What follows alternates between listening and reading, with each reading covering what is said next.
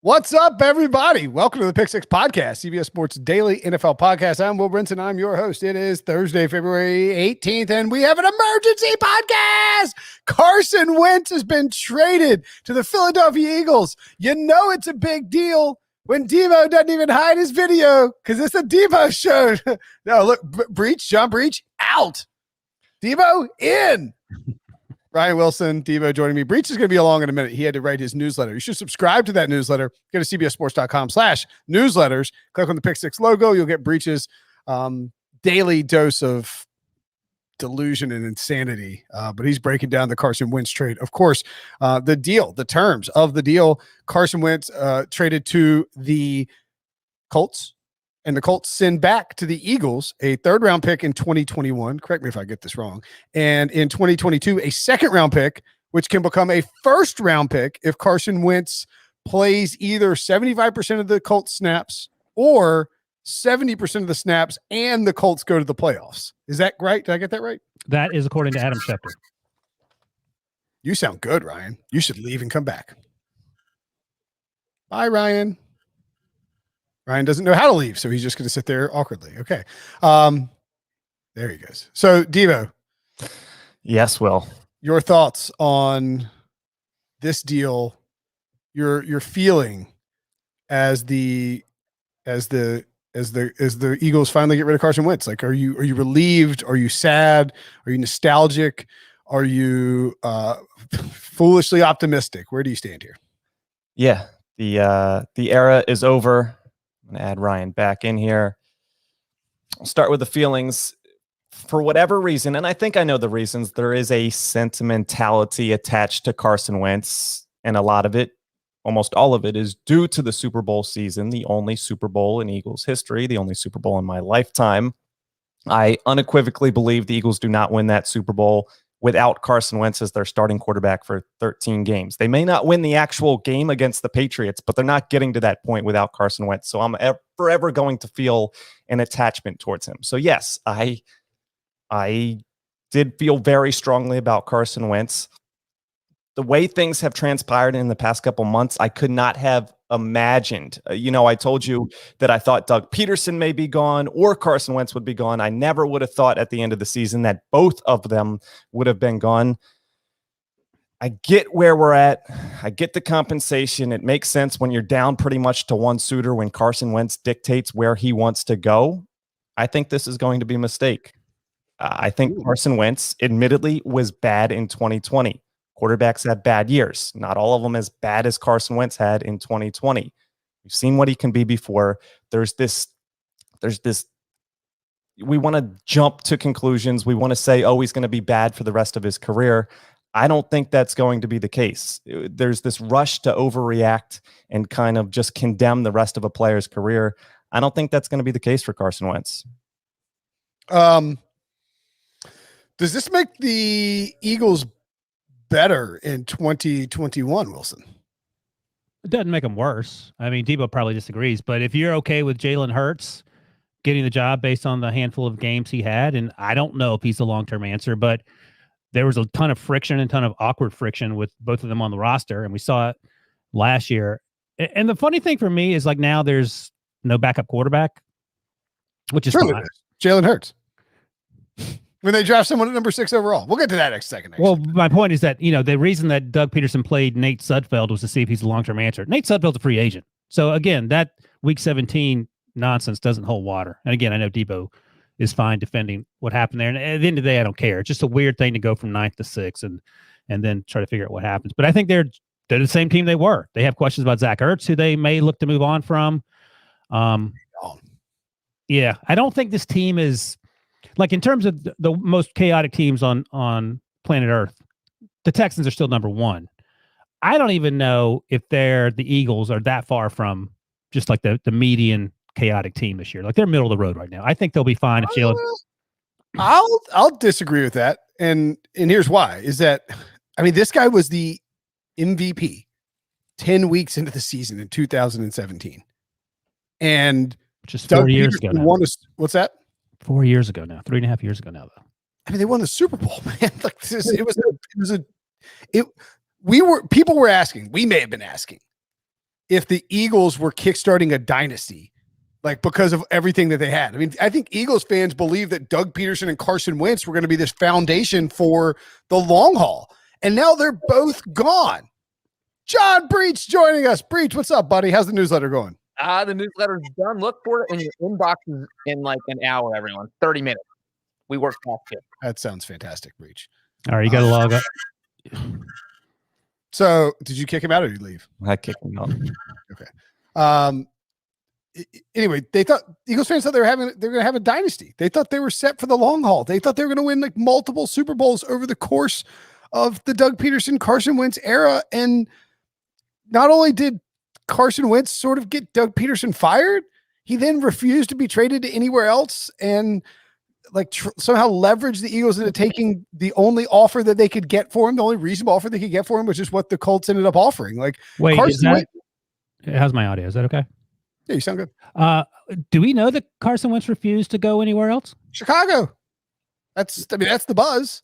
Is that he was like, I don't want to go to Chicago. Okay, you don't know that for a fact. That's what you're saying. I'm not going to Chicago. I'm only going to Indianapolis. That's all you can trade me. Is that right, Debo? I believe Will on that. Yeah, it seems like it was really down to the Colts. So I'm honestly a bit surprised that there was this type of compensation and what I think likely will be a first round pick. He's played 75% of snaps in 3 of his 5 NFL seasons. He hasn't really had the injury concerns in the past couple of years. It's this year just didn't meet that 75% threshold because of horrible play. I know you're optimistic, Debo, and I understand all that, and you owe Carson Wentz a lot, and I get all that as a fan. But I swear, man, that 2017 season was an aberration. Like the reality is, he was just lightning in a bottle. Because if you look at everything after that, though, not including this year, because he had Frank Reich. I think that's the theory, Breach, is that he's now going back to partner with Frank Reich, and Eagles fans have long sort of held this belief that maybe it was Frank Reich, maybe not Doug Peterson who won them the Super Bowl. And I Breach, if you are the Colts, I agree with Debo. I think Debo's right. Like I'm almost surprised that they would give up a first round pick next year for him if that's what it becomes. They haven't yet. It's a 20. Yeah, I think if I'm the Colts, like I feel like the Colts won this trade going so far away that I don't even like if we graded this, there's not a grade high enough to give them because I feel like it's such a low risk move. If you give up the first round pick, that means that Carson Wentz stayed healthy, which would be mildly surprising because he hasn't been able to do that. That means that he played 3/4 of the snaps or played 70% if they make the playoffs. And if they make the playoffs, then that first round pick you're giving up is 18 or lower. And so, you make the divisional round, all of a sudden it's 24 or lower. And that is not a bad deal to get your starting quarterback of the future. And if the Colts are bad next season, say you're like 4-8 at some, they're too good to be 4-8 at some point. But if they are, then you just say, you know what, Jacoby Brissett, you're going to finish the season because we're not giving the Eagles a first round pick for this crappy quarterback. So I feel like the Colts are in a win-win situation here. Yeah. First of all, they have to re-sign Jacoby Brissett, which they very well may do. But it's funny you mentioned Jacoby Brissett, Breach, because our guy Stephen O at Sportsline released the odds right after the trade was announced. Reported, it hasn't been announced yet. So Brissett's predicted to win during doing Stephen O's 10 million simulations. If Brissett's resigned and starts at 16 games, they're going to win 9.4 games. What do you think the expectation is for Wentz starting all 16 games for the Colts? Higher. Could you be less specific? What percent? I would say no. 9.4 is what Brissett is projected to win in terms of the projections. I will say 9.6. I'll say 10. Debo, you want to guess, or did you see it already? Yeah, I saw it, but also read that championship percentage. That goes up a couple points. Oh my God, you're a Colts fan, aren't you? You're a Colts fan. Oh, I'm not taking over for you. I'm out of the Colts. I'm not a Wentz guy at all. So I'm not going to trade my allegiances from team to team each year. I'm jumping off. Okay. Hold on, 9.7. Hold on a second. Audio is awful. Go ahead. Wait. Is that a StreamYard thing? I'm gonna jump out too. Brinson, jump out for a second. So 9.7. Right. And 8.0 as championship percentage, I believe, a jump up from 5.2, correct? 5.8. Yeah. So you're increasing your Super Bowl chances by 2.2%, which is a huge number in the NFL. It's not easy to jump up over 2%. Anything. You're increasing your division winning chances of almost 6%. So, I mean, these are basically saying that maybe Brissett and Wentz are worth the same in the regular season, but that Wentz has that juice that can get you over the hump in the postseason. I don't know why. Wentz is every career playoff game. I didn't make the math here, Ryan. I'm just pointing out what the math says. You can't read the math. That's not what historically tells you that Wentz, once he gets to January, is suddenly turning it on. I told you what the math says. Or is playing. I'm not saying what Wentz. Stop. Go back to school, Breach. I'm ashamed of the public school system that failed you so horribly. Well, I mean, look, the reality is the Colts lost Phillip Rivers this offseason to retirement. And what were you chuckling about? They needed a quarterback. Hug your doll while you have this conversation. First of all, I think they downgraded. I don't think Carson Wentz is as good. I don't think Carson Wentz in 2021 will be as good as Phillip Rivers was in 2020. We got to find some way to bet on something tangible we can do there. Happily. Yeah. Let me ask you this. Let me ask. This is not a Phillip Rivers discussion, but my point being, I want to talk about Phillip Rivers. I want to talk about saying the Colts had to get a quarterback, and they bought low on a guy that Frank Reich thinks he can get MVP caliber play out of. And that's what Breach just said. I wasn't here, Ryan. Just to stick on Rivers for a second. Rivers was bad in 2019, right, with the Chargers? Yes. Not as bad as Carson Wentz was in 2020 with the Eagles, but rebounded with the Colts. I think there's a lot of belief, not just from me, that he can rebound. So there's this belief that the Colts will be and can be a playoff team, and they have the infrastructure to really support Carson Wentz, and Carson Wentz can be good when he's in a just moderate situation. That's why, and I don't want to take it back to the Eagles this quickly, but if the Eagles were in a better situation and supported him a little better, that's why I'm not really harping on 2020. It was a horrible, horrible situation. All right. Let's look. The Phillip Rivers 2019 and Carson Wentz 2020 are not comparable. Carson Wentz is way worse. Way worse. He got benched in the middle of a playoff run, in the middle of a gigantic contract for a second-round pick who's a rookie. Here's the thing. Actually, this pains me to do, but according to DVOA, value per play, Rivers was 15th replacement level in 2019. He was 12th last year. So he actually, he didn't get that much better, which I agreed with. He just had less interceptions. Before we start talking about Carson Wentz, having some success in a less chaotic system, what about this? And this is what I mentioned on HQ. They drafted, the Colts did, Jacob Eason in the 4th round last year, just to sit for a year behind Phillip Rivers, which was best case scenario for him.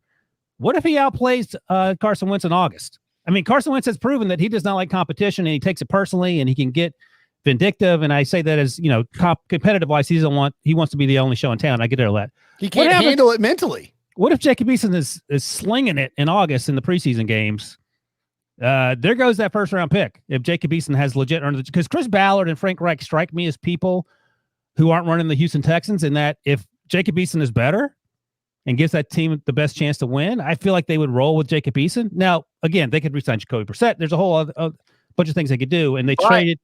You can afford to do that because Carson Wentz's cap hit is only $25.4 million in 2021. You add Jacob Eason's contract, you still have 2 quarterbacks under contract under $28 million, which, a lot of NFL teams would love to have their starting quarterback under $28 million.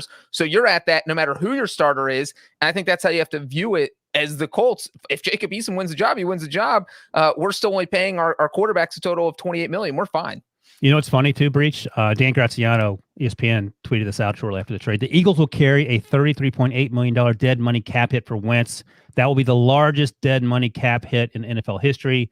Previous record would have been the $22 million the Rams were going to carry for Goff. Yeah, I mean, I think here's the thing with the Eagles that's a little undersold is they are either going to be trotting out Jalen Hurts, who was electric at times last year, but also very much looked like a 2nd-round rookie for large portions of the season. Sure. I mean, that Week 17 game, I get everybody harps on Nate Sudfeld and Doug Peterson tanking and all that nonsense, but Jalen Hurts is okay. Well, but I'm saying Jalen Hurts was not good in that game. He was not playing well. He deserved to be benched. He should have been benched. It's just that the alternative, the backup, came in and played even somehow worse. But he deserved to be benched on 3 quarters of play. Right. And So the Eagles are either starting him or they're drafting a quarterback at 6. I don't think. Debo, what do you think's going to happen? They're not drafting a quarterback, are they? But my point being is that like whoever they take, let's say they take somebody at 6 or they don't. I mean, whatever the case may be, that dude or Hurts is being asked to do a lot with not a lot around him. Like this Eagles team is not good. I mean, it's not like the roster is bad. Not only is the roster bad, but Wilson just mentioned the $33.8 million cap hit. Let's say the salary cap is $180 million. That means a guy who's not even on your roster is taking up 18.7% of your cap space. So you're literally starting 18.7% behind everyone else. You have 81.3% of the cap to work with, and you have to build up a bad roster that simply hasn't been good the past couple seasons. So I don't know how you would draft a quarterback, how you could possibly even contemplate that at 6 overall. I think you have to fill as many holes as possible, as cheaply as possible. And that means trading down. If I'm the Eagles, I'm just going to keep trading back until people refuse to trade back with me anymore. So Debo, how do you feel about the quarterback at 6? Because I feel like that ship has sailed. I would not be shocked. Everybody latches to this Howie Roseman comment from last year that the Eagles are a quarterback factory. He said that after they spent that second rounder on Jalen Hurts, and people were not happy to hear that. I would not be shocked if it happened at 6. It probably wouldn't be my first choice. They're not taking Trey Lance. I can pretty much assure you that. That would be so incredible. Oh my God, if they traded Wentz. It's like, and then it's just like these, like you have Nick Sirianni and Trey Lance. It's like this is homeless recreation of Frank Reich and Carson Wentz. That would be so good. Yeah, I'm saying that they're not going to draft Trey Lance, but in full transparency, I got to just admit how wrong I was after week 17, after Doug pulled his thing with Nate Sudfeld. I said, this is a sign to me that Doug Peterson will be back because he clearly communicated with the front office. Was dead wrong on that. After the Eagles hired Nick Sirianni, I thought it was just that tie to the Colts. They really believed in amping up Carson Wentz and committing to those ties again. I said he'll be the week 1 starter in 2021. So I've been wrong on about everything Eagles related this offseason. So don't hold me to Trey Lance. Well, and I think part of the other thing too, when it comes to this draft situation with the Eagles, is that like Howie Roseman is on the hot seat. I mean, anybody who he's not on the hot seat, he should have been the first one gone. Yeah, I like Howie Roseman, who survived the Chip Kelly era somehow and then came out on top. He's like Tim. Andy Dufresne in Shawshank. Like he swam through a mile of poop and came out of the other side clean. He hasn't done a good job drafting. We had Brian Westbrook on one of our Twitch streams this past year for Fantasy Football Today, and Westbrook's like, I said something like, "Yeah, Howie Roseman's done a good job." He's like, he hasn't lately. He hasn't done a good job. And as a result, I'm trying to slow down my words. Bye, Brinson. What was he about to say? We'll never know. We'll never know. As a result, but yeah, I think the entire fan base is down on Howie Roseman. They were, Carson Wentz turned into this huge villain, I think, amongst the fan base. But I think Howie Roseman remains villain, public enemy number 1 for the Eagles right now. Yes. How is that amusing, Ryan? Continue your Howie Roseman point. I was just saying that. I mean, I think with Howie Roseman, now you're in the situation where like you might need to force a quarterback at 6 because it extends your lifespan as GM. No, I don't think so. What do you mean? No, it does. It does. If you draft a quarterback at 6, it is going to extend. Jeffrey Lurie is not, I think you would agree, Debo. He's not a moron, and he seems to be, you're not sure, but he seems like he probably doesn't have a lot of patience to the point where you can't just keep drafting a quarterback in the first and second round every year. He had patience for the longest time with Andy Reid, and then that I think has shortened year after year. And I tend to agree with Brinson, but I think we're at the point with quarterback prospects after they get drafted, they have such a short leash, and we're making judgments on them based on 9 games of Tua Tagovailoa that I don't know how long it would truly extend it, because if you draft a guy at 6 and he doesn't perform in year 1, then you're in the same situation you were this year. And Howie Roseman could be on his way out if they draft Fields at 6 and he doesn't step up in his rookie season. Debo, if I would have asked you real quick, after the Super Bowl in 2017 that I said 2 out of 3 of Howie Roseman, Doug Peterson, and Carson Wentz would be gone by the end of the 2020 season, which 2 would you have picked? I would have called you insane, and I would have, if 2 would have been gone, probably Carson Wentz and Howie Roseman. I thought Doug would have been there for long, just because Carson's injury. I never was one like, oh, let's start Nick Foles, he should be the starter. But I think there was just a couple of signs. But I would have called you absolutely crazy. I would have been more inclined to plan my future parades than tell you that we'd have emergency podcasts for all these guys leaving. So 2 questions. Who do you want at number 6? What player, position, more specifically? I don't necessarily care about the player. Number 2, I mentioned the chaotic scale, and I thought that maybe the Eagles were middle of the road. Do you think they're actually closer to the Texans than they are to the average chaotic team? What's an average chaotic team? Like the Steelers for me are a team that seems to be amid some chaos, but I think by the time the season rolls around, they'll be fine. The Steelers, if what's the least chaotic team? The Steelers thrive on chaos. That's the Steelers also are not. The Steelers are not chaotic. Well, the they have issues at quarterback. They have, that there've been a lot of Juju Smith-Schuster dancing around and acting like a moron at the end of the web breach. As to answer Brinson's question, the most chaotic team is the Texans. So that's the chaotic scale. The least chaotic. The Texans are clearly the most chaotic. Well, I think you just have to go with the Bucs and the Chiefs right now. It's the least chaotic. All right, let's say the Chiefs are the least chaotic. Most stable. Yeah, or even the Colts are a good example of a really stable team. Yeah, so I mean, they just had to trade for a quarterback, but sure, I agree with you. But that's because the Eagles are a hell of a lot closer to the Texans than the Chiefs. Yeah, is the point. So I'll be an Eagles fan way, way longer than I'll be a Carson Wentz fan, but I'm trying to keep it fair. Like, I do not blame Carson Wentz entirely for kind of how he handled some things could have been handled a little bit differently, but his belief and how the organization failed to kind of support him and what they did, I don't blame him for his opinions on that. So I think maybe the Lions, without like the long-standing history of chaos and debacle, like, let's just bottle up the Lions into the past 3 years, the Eagles in the past 3 years, they might be close to each other. Not quite the Texans, but maybe the Lions. All right, which side of the Bears are they on?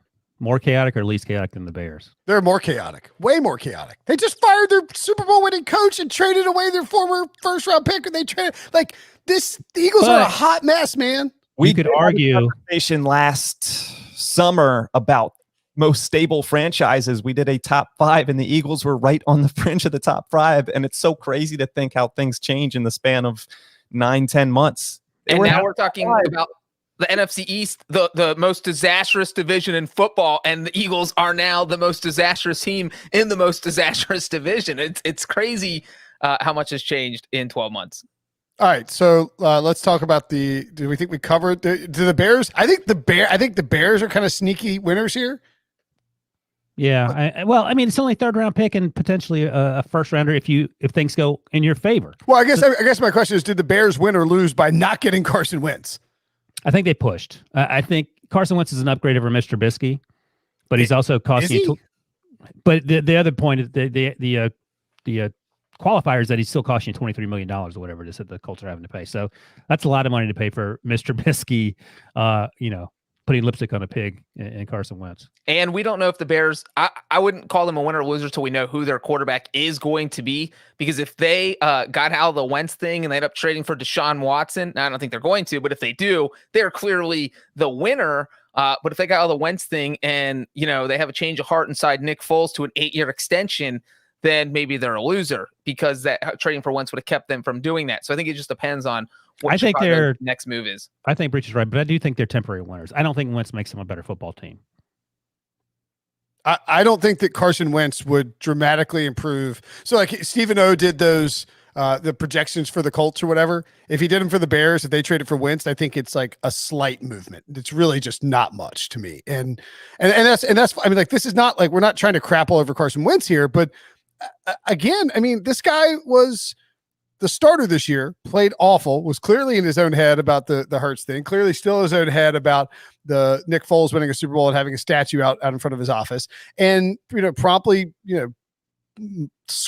plays awful, gets benched for Hurts, leaks out like, I don't know if I'm happy in Philadelphia. Like, I'll figure it out after the season stuff all throughout the end of the year. The turmoil causes Doug Peterson to get fired, which we presumed, like, very rationally, that it was we're all in on Carson because we're out on Doug. And then Carson Wentz decides, no, he's sick. Like, he's acting like he's Deshaun Watson or something. And it's just not at all the case. And so he forces his way out. He won't go to Chicago.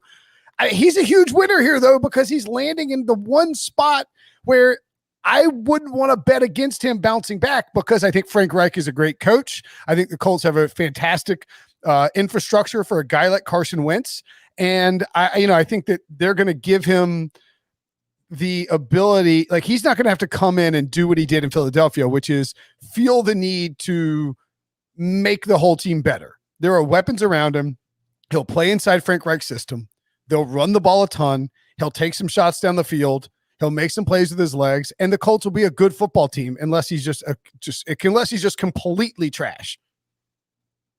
Which I mean, do any of us think he's going to be complete trash? I think he's going to be good in Indy. He's got he's got talent around him, which he just didn't have. Will he be better than Phillip Rivers? Yes. Wow. I'm saying it right now. Cut that right now. Carson Wentz will have a better 2021 season than Phillip Rivers had in 2020. That's what bothers me as an Eagles fan. I appreciate Breach's point, but it's just like, there's still something there. Maybe he's mentally gone forever, because I think that's what happened first to affect everything physical on the field. But a lot of people, I would say a majority of people, would be more inclined to say that he'll be successful, whatever you want to qualify that as, in Indianapolis, rather than like an abject failure like he was in 2020. I don't think he'll be an abject failure. I think he'll be a mediocre, he'll be a replacement level quarterback. I don't think he will be a huge improvement over Phillip Rivers. In fact, I don't know if he'll be as good as Phillip Rivers was last year. And with Phillip Rivers, the floor and the ceiling is relatively high if everything clicks. Carson Wentz, the floor could be exactly. The floor is the worst quarterback seasons ever. No, the floor is getting injured in the preseason and not playing a single snap. Because you can't stay healthy, and then the Colts have to find another quarterback to start. But the ceiling for Wentz, I feel like, is also pretty high, because his best season was with Frank Reich. By the way, Carson Wentz is going to be the MVP if he played the whole season, more than likely. In 2017, yes. In 2017. So that year in 2017, he completed 60.2% of his passes. He threw for 253 passing yards per game and averaged 7.5 yards per attempt. Phillip Rivers, 2020, 68% of his passes, 260 passing yards per game, and 7.7 yards per attempt. So really the only thing that Carson Wentz did better in his MVP season than Phillip Rivers did last year at the age of 39 was run the ball a bunch and have a completely unsustainable touchdown pass rate at 7.5%, which led the NFL. So I think that we are being cautiously optimistic with Wentz, but I think in general people are ignoring the possibility that Wentz is a 15 to 25 ranked quarterback next year. Just to be clear, people don't think that. Just these two guys. Everyone else, I think, is on the same page as we are. They're a little concerned. I think this is the last time I'll say it, but he just needs to be 2019 Carson Wentz. I would say the consensus, if I compiled all the offseason lists last year, he was towards the bottom of the list, but a top 10 quarterback, probably 9 or 10. But if I took a consensus of preseason lists, Sean Wagner-McGough put him, I think, number 7 or number 8. Say what you will about that. I was a fan of it. Coming off of 2017, he's higher than that, but he doesn't have to be 2017. If he's 2019 Carson Wentz with the Colts, they're a legitimate contender. Sure. No, look, the Jaguars are, the Jaguars, and Trevor Lawrence is awesome, but I don't think Jaguars are going to be magically incredible in his first. I don't think he's going to turn them into a 10-win team in his first year. The only person who thinks that is Pete Prisco. The Texans are obviously trash, even with Deshaun Watson there. And the Titans are a very good football team that has a lot of consistency. I would say Tennessee is the favorite to win the division regardless of what Carson Wentz we get, and because of the volatility of Carson Wentz. But yeah, I mean, if you get 2019 Carson Wentz that plays 16 games for the Colts, the Eagles are getting a first round pick back, because that means obviously play 16 games, but you're going to get 70% of the snaps and a playoff berth. It's a 9 to 10 win team. Their defense is good enough. Their running game is good enough. They have enough weapons, and Frank Reich will, like, the reason people think that Phillip Rivers drastically improved from 2019 to 2020 is not because he was like, it was because he was required to do a lot less than what he was required to do in Los Angeles. In Los Angeles, Anthony Lynn wanted to run the ball, and then they would get in a bad spot with a banged up defense and questionable game plan. And Phillip Rivers would have to try to throw it 40 times in the second half to win football games. In Indianapolis, they had a smart game plan. Phillip Rivers you want to minimize his throws. You want to run the football. You want to give him some play action. You want to let him get those short passes, the swing passes, and all of that. And so you have to think that Frank Reich is going to try to do that with Carson Wentz. And that I am confident about Indianapolis being good next year, not because I think Carson Wentz will return to form and Carson Wentz will be a good quarterback, but I am confident. I am so supremely confident in Frank Reich's ability to get the most out of whoever he's coaching at the quarterback position that I wouldn't want to bet against the Colts. I mean, we know how much situation matters with quarterbacks. Look at, I think Baker Mayfield might be a decent example. Pretty bad in 2019 with Freddie Outhouse. Terrible in 2019. But wait a second. We're not. I will not have Doug Peterson's name besmirched by including him in the same sentence as Freddie freaking Kitchens. Doug Peterson, until I don't know how long ago recently, but I would imagine, Debo, you were fine with him as a coach. It's not like you're going from Freddie Kitchens to Kevin Stefanski. You're literally going from Doug Peterson in a chaotic situation we've agreed upon in Philadelphia to a situation that's obviously better and more stable. Now, I don't know. Frank Reich isn't suddenly the quarterback whisperer. You guys are acting like he's Bill Walsh. I think he's a quarterback whisperer. Okay, well, we'll see. But I mean, you're asking a lot of Carson Wentz, who couldn't hit the broadside of a barn last year. It doesn't matter who is telling you how to throw the ball. I mean, his footwork was dog crap. His above the neck in terms of where he was mentally wasn't there. And like I said, if there's competition in August, what is Doug? I mean, what is Frank Reich saying to him to make him feel better? He's gonna be pouting about it. I mean, I feel like if I'm Frank Reich, I feel pretty good. You might not think he's a quarterback whisperer. I feel like he's done a pretty good job considering his circumstances. I said he's not Bill Walsh. He is good at his job, but you said he's not a quarterback whisperer also. He is not. The downgrade from Doug Peterson or the upgrade from Doug Peterson going to Frank Reich. You guys are acting like it's Freddie Kitchens going to literally anyone else on the planet. Yeah. Ryan's distracting us from the overall point, but he is fair to point out that Doug Peterson, not Freddie Outhouse. No, my initial point was Baker Mayfield's situation and circumstances, his situation being Freddie Outhouse, Carson Wentz's situation being a little bit of Doug Peterson, a beat-up offensive line, and zero offensive weapons. So just like the circumstances, once you add it up, it was probably 95% Freddie Outhouse for Baker Mayfield. It was a combination of factors for Carson.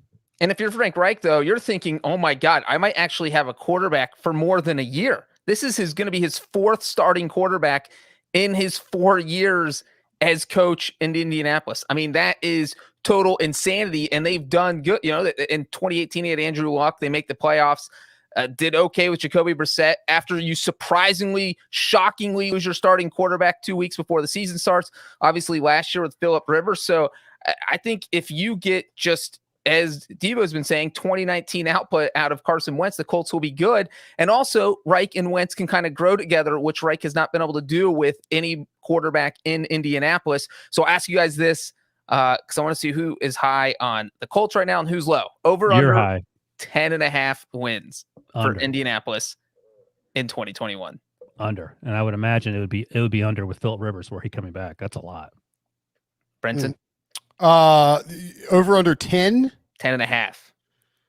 I mean, I generally will take the under on double-digit win totals like that, with the exception of like super elite teams like the Chiefs. So I'll say under, but I think 9 or 10 is probably like I think the win total will be either 9, 8.5. No, it'd be 9 or 9.5. It would be my guess. Yeah. Breach, I got a number for you. You want to fly to Vegas with me? 8675309. Why would you do that? That is a horrible thing to do. 45-1 Carson Wentz MVP odds. I may or may not have already laid down a couple dollars on I'm going to pound that on my old mobile app right now. I don't have a boo. I need a boo sound drop. No. What's a horrible thing to do? Boo, I say. Boo. Oh, saying the 8675309. Like at least 5 to 10 people, bare ass minimum, including me, are gonna have that stuck in their head at some point this afternoon. They're gonna be furious at Breach. I don't know if Debo knows what that even means. So that's what I was wondering. Do you know Debo's a cultural? He's cultured. You know what that is, right? Guru. Yeah. Oh, he's an old soul. He knows. Oh my god, it's already in my head. I hate you, Breach. Yeah. Sorry. If you didn't say 8675309. No, I'm sorry to everyone. I'd like to you made it way worse, Will. That's what's going on in my head. I need to point out, by the way. No, this is actually interesting. Hold on. I'm going to point this out before you interrupt me. And I would encourage you, Brinson, to read the iTunes reviews where 95% of the negative reviews are you interrupting people. So in the words of Jay Cutler, don't care. When did he say that? Did you ever heard that story about how he's in the it's an urban legend. So I don't know if it's somebody needs to ask him about it. He's at Vandy and he's at like in a bathroom or like he's back at Vandy for a football game or something. I can't remember what it is, but at any rate, he's in a bathroom and he's using the bathroom. And somebody else in the bathroom is like, "Oh my God, Jay Cutler, bro! Like I love you!" Like, and he's sitting there taking a piss, and he leans his head back and he goes, "Don't care." Just told the people to get lost. I love it so much. Breach, you have to confirm that since you live in the same town as him. I'll check it out. But what I was going to say, speaking of Cutler, the Bears, according to Jay Glazer, don't stop interrupting me. No, the Bears never made an offer. I will do this all day. I will finish my thought. Here's the deal. I wanted to point this out earlier. It's their podcast. I mean, this is your name's on it. Breach gets no credibility at all when it comes to judging quarterbacks because this is the same buffoon who was going to trade a 3rd round pick for Gardner Minshew. So any thoughts you have on quarterbacks are. You know what? I'm going to have the last laugh when Gardner Minshew gets to the Super Bowl next year, Wilson. And then you're going to work. Is he going to work for CBS and do the Pick Six podcast? Is that how he gets the Super Bowl? I didn't say how it's going to happen. He's going to be serving up mushroom Swiss burgers in Los Angeles. How many wins would the Colts have with Gardner Minshew next year? 8. Exactly. That's it. You're dunking on yourself. I mean, I do think though that if the Colts traded for Gardner Minshew and won 8 games, I don't think that would be that crazy, to be honest.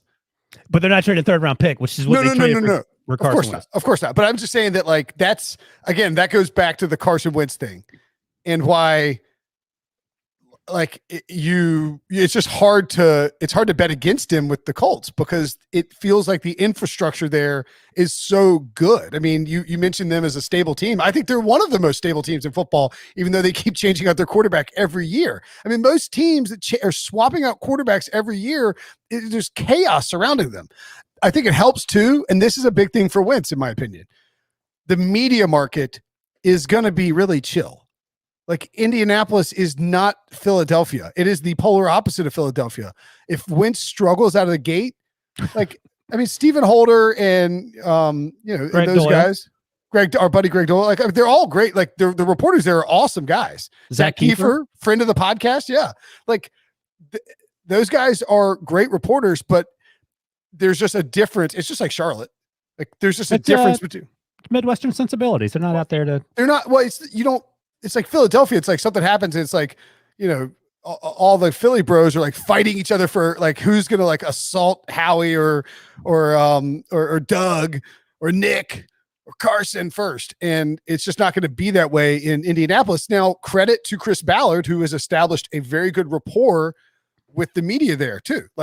And Frank Reich, same thing. They bring them in, they watch film. I'm not saying that they've developed favoritism or anything, but they are open and forthright with the media. And I just think that's going to be huge for Carson Wentz. He's not going to get there and just get pillared by columnists immediately. I wanted to ask you guys, we talked about what's up here for Carson Wentz.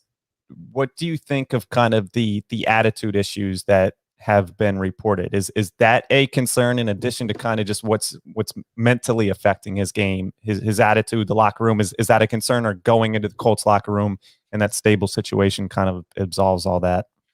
I don't think it is. And I've talked about Carson Wentz sort of being a baby, but I do understand you were drafted top 3 pick or whatever it was to be the face of the franchise. You had a great start to your career, then things went south in a fashion that they have rarely gone south that quickly. And you're frustrated and you're angry. I get all that. And I get wanting to get traded. I don't have any issue with any of that stuff. And I think as long as things are going well, he'll probably be okay. And we just talked about what a great situation it is. And I'll say this, like Breach said, it's hard to grade how well the Colts did on this trade. And I think the 3rd round pick and conditional 2nd/1st rounder is a great gift for the Colts. But I do think the Eagles made out pretty well, all things considered. They weren't going to get the Matthew Stafford, Jared Goff deal. I mean, that was a laughable from day one. So I think it's relatively even though the Colts got the most of it with the lowest risk. And like I said, if my only issue is if Jacob Eason's dealing in August, I do want to see how Carson handles that. I didn't think we talked Jacob Eason this much on this pod, but it's a good point.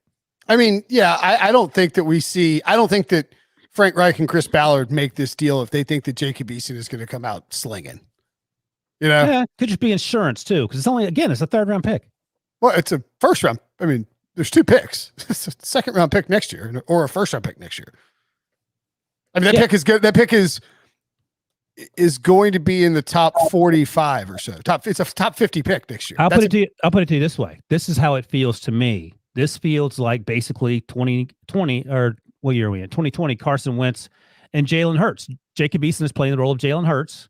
At no point did you think Jalen Hurts was going to play. I think you're overselling the Eason thing. All right. I mean, he's a 4th round pick. Hurts is like me talking about Gardner Minshew, Ryan. My God. Okay, I'm just saying. I mean, we saw this unfold last year. Jalen Hurts, no one thought he was going to go in the 2nd round.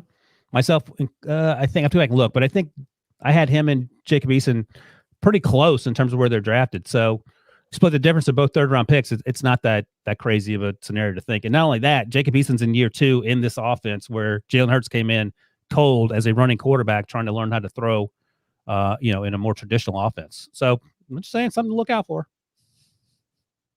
Someone said the Colts need to bring in Foles now too. Oh God! Get all the Bears quarterbacks. I mean, I wouldn't sit very well with Carson. If you want to ruin Carson Wentz, sure. If you want to set draft picks on fire. I want to say this. Out of all the narratives, I don't like the statue thing. Carson Wentz didn't just come into work like in 2020 and realize, oh, there's the statue there. Let me play poorly. Like he was fine to above average in 2018 and 2019. What's the statue mean? The statue of Nick Foles out front of the Eagles stadium. Is that a real thing? Yeah, Philly special, bro. I didn't know Doug that. Peterson and Nick Foles. Like imagine if every time you parked your car at your house and you had to walk inside and there was a statue of me out in front of your house. He would move just like Wentz did. He'd sell his head. He'd lose his mind. His kids would be like, Dad, what's the deal with Uncle Brinson? Did we call him Uncle Brinson? Would burn his house down and wouldn't think twice. Exactly. He wouldn't even double check to see if he had the insurance to cover the fire. He would just be like, I can't do this anymore. Well, do we know? He'd be driving down the street to get to his house and start like hitting fire hydrants like Carson Wentz because he'd be so mentally out of place. Do we know, and did they ask Carson Wentz if he's okay with Peyton Manning? Because there's a Peyton Manning statue out in front of Lucas Oil. If he hates Peyton Manning, that's going to bring back a lot of flashbacks. Peyton didn't win the Super Bowl he was supposed to win. See, I think he felt guilty about rooting for the Eagles to lose the Super Bowl internally because he didn't want Foles to win. He wanted to be the guy who won the Super Bowl for Philly, and I think that racks him with guilt. Psychologist Brinson. I know, I love it. He's a doctor, so he can weigh in on those. I don't think Carson, like you're acting like the Eagles like force every player to like high five the Philly special statue. Notre Dame players slap the play like a champion today. Like you're acting like that's how the Eagles organization operates. Like I don't think he's pulling up and parking next to the statue. He's fine with it for 2 years and then had a trash 2020. Okay. I mean, it's probably overblown a little bit, but I still think it matters. Anything else that we need to cover here? Ryan wouldn't let me point out that Jay Glazer reported the Bears did not make an offer at all. That's the only thing is like that to me is what. So like the Colts were the only team in on Carson Wentz at all. Well, that makes sense because the Eagles were waiting and saying we want to get 2 first-round picks. We want to get a first-round pick, and the Colts probably figured out they were only bidding against themselves. So if that's the case, hey, guys, we're not up in this. It's 2 second rounders. Maybe we'll split the difference with this third and then the second to go up to a first, but that's it. We're not going to give you anything better. You're definitely not going to get 2 first rounders. So you better make this deal or you're stuck with Carson Wentz. And I think the Eagles finally realized that. Yeah, no, I think that's exactly where I'm at on. I guarantee, like the Chiefs probably, the Bears probably called the Eagles and said, "What do you want?" And then Ryan Pace hung up the phone, and he and Matt Nagy had a good laugh and never called back. All right, Carson Wentz traded to the Indianapolis Colts. The drama continues. That I don't think Wentz is a domino. What does that mean? I think Deshaun Watson is a major domino for quarterbacks moving. I don't think Wentz is a domino. I don't think it really. It's a storyline though. I mean, it's a big deal. It takes the Colts off the market. Yeah, so but that one less destination if you're going to be a free agent quarterback or one less team looking for a quarterback. But that's again, you guys are not describing things that are dominoes. That's a domino. No, the Colts domino fell. It's just at the end of the line and doesn't affect the Carson dominoes. Okay, there's a big thing of dominoes.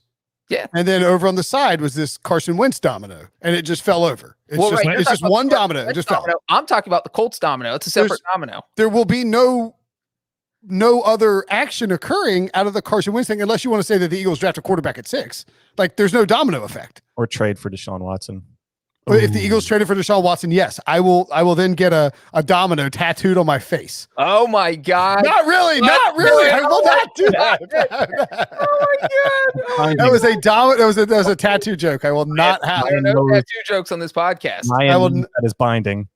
I will not get any sort of tattoo if the Eagles trade for Deshaun. I will be shocked if the Eagles trade for Deshaun Watson. Yeah. I don't think they can financially do it. But be cut and put on Twitter within 10 minutes after this podcast ends. Yeah, I'm cutting about not getting it, but yeah, I'd be shocked. I would not be shocked if there's a quarterback at 6, though. Ryan, who did you? I know the drafts change constantly, but what's your inclination at 6?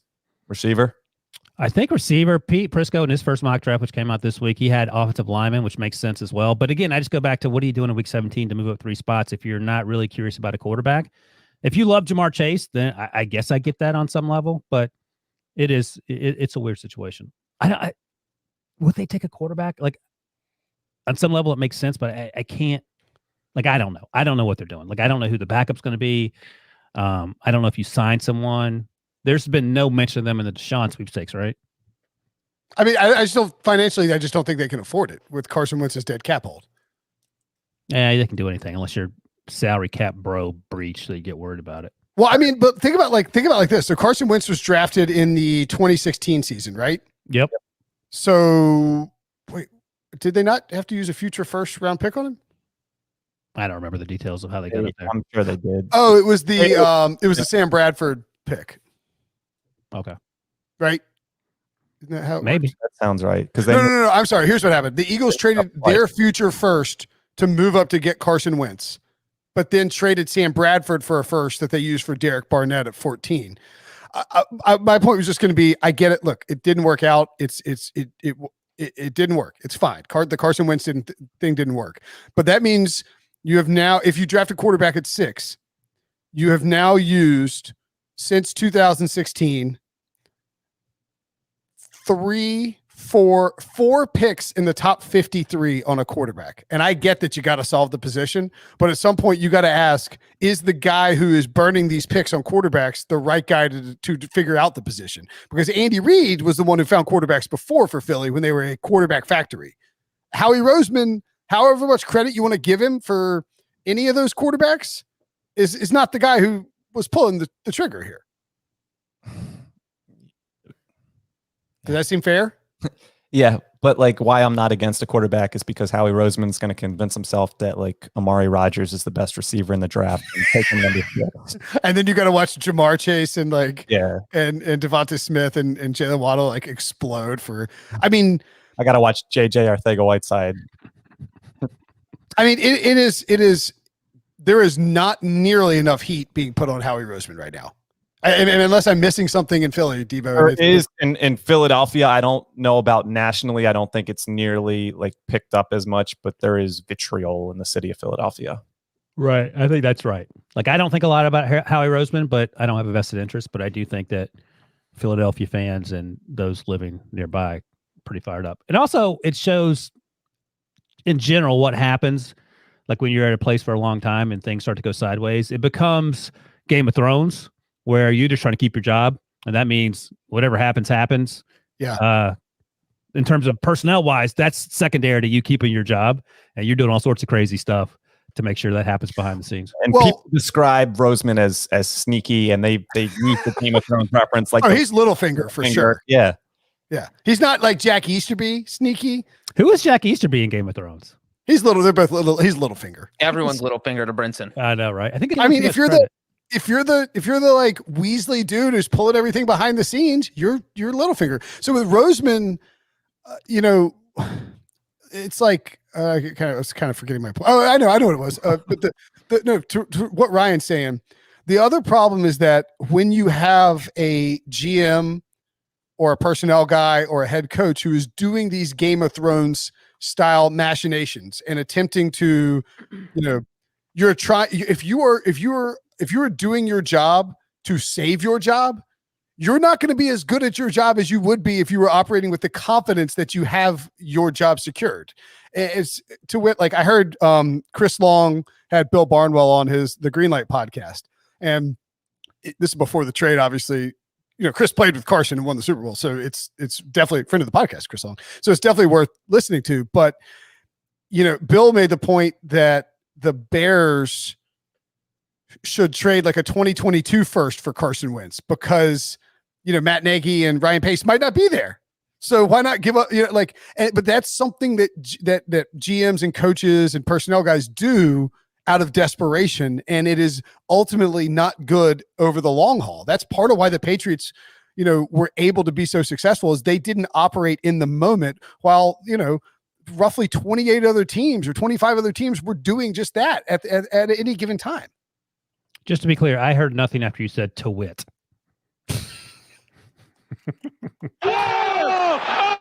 Ryan, who's Brinson in Game of Thrones? Brinson's Varys. I think it's without question. Like he's to your face, he's nice behind the scenes. He's calculating, trying. That is not nice. That is not fair. Not me. Oh my goodness. Not to the Pick Six podcast crew, but to other people on the periphery. I feel like I don't feel like I will say this. I'm not subversive. If I don't like you, you're going to find out pretty quickly. That's true. Yeah, Varys isn't good. Actually, it's not good. And you've actually, I can't believe I have to say this. I'm not like Joffrey. No. Brinson has matured a lot since I started working with him. I've been working with him since 2008. I'm not sure if that's a compliment or an insult. No, it's 100% a compliment. I mean, like a backhanded compliment. No, I think what he means is I've aged. Slap in the face. No, he has matured in a good way. Yeah. You're not Varys. I don't know who is he. Who is he? Breach? Daenerys. I don't know what that means. Carl Drago. Figure it out on your own. Cal Drago, but sure, you're Carl's brother. Carl Drago. You're his brother, Carl. I am Carl. I'm like like a Dothraki with like a just drinking beer in the corner. The shortest Dothraki doing Dothraki keg stands. That's Carl. That's Carl over there. Don't worry about him. I prefer to view us as the Chipmunks and Brinson is Alvin. What? Does that mean Debo is he's the guy. He's the guy. Who's the guy's name? To make sure they don't die. He's the man in the yellow hat. Who's Simon? Simon, Alvin, and Theodore. Ryan's probably Theodore. Which one had glasses? I think that was I think that's Theodore. I never really felt like any of the Game of Thrones characters necessarily. Well, they're all jerks, so it's sort of hard to find the one that's just middle of the road. Because that person is Dave. Dave is the name of the Chipmunk owner. The Game of Thrones people who are, just middle of the road boring, they get killed in the first 10 minutes of every episode. Yeah, I mean, honestly, he's about to say Jon Snow. No. I wouldn't. No, I wouldn't say I'm Jon Snow. I'm not. Why would I say that? I wouldn't say I'm Jon Snow. I saw the smirk. I thought something was coming. No, I was gonna say I think I'm probably like a Cersei Lannister, if anything. She's worse. She's worse than Varys. Yeah, but like what you're getting with Cersei. Like, I mean, this is true. If she likes you, she's cool with you. And if she doesn't like you, you're we can wrap. Yeah, let's get out of here. I'm really more of a Gregor. Nico is here to rein us in. Gregor. Otherwise, He asked the question. Brinson's about to go through every Game of Thrones episode to figure out exactly which character he is. All 7 seasons. We're going to be here for another 3 hours. Remember May 2019 before I jumped on board when you had weekly Game of Thrones Sunday recaps? If Game of Thrones was still going on, we would be doing that. You wouldn't stop that. Debo would have the final say on that. Yeah, we need like Billions recaps. I have watched like 40 episodes of Billions. My bad, guys. Yeah. I was gonna say, Look at what- Debo's face. he asked the Game of Thrones question. No, it's all. I know what I was gonna say very quickly. Because I rewatched the first 3 seasons of The Wire. Yes. Aidan Gillian, aka Peter Baelish, aka Littlefinger. He's in there? He's a councilman. And it's an HBO show just like Game of Thrones, and he's the same character. He's like the public servant who's a total weasel behind the scenes. It's like that must be how they cast him for that position. Is they're like, nah, dude, we've got a guy for Littlefinger. Check this out. And just watch The Wire season 3, I think it was. How is his accent? It's like a Baltimore accent. Yeah, Yeah. Wow. Just talks. He's British. British Isles, I think. I mean, the dude in Sons of Anarchy is Australian, so like they're actors, bro. That's how it works. My bad, Brad Pitt. Thank you. It's confusing. All right, this is careened wildly out of control. Thanks for watching. Thanks for listening. Thank you, Carson Wentz. I couldn't see any chat questions if people were asking them. I don't even know if it was on. Sorry in advance. We're behind. Thanks, Carson Wentz, for the content. Enjoy your time in Indy. Get the shrimp cocktail at Elmo's. See you guys later.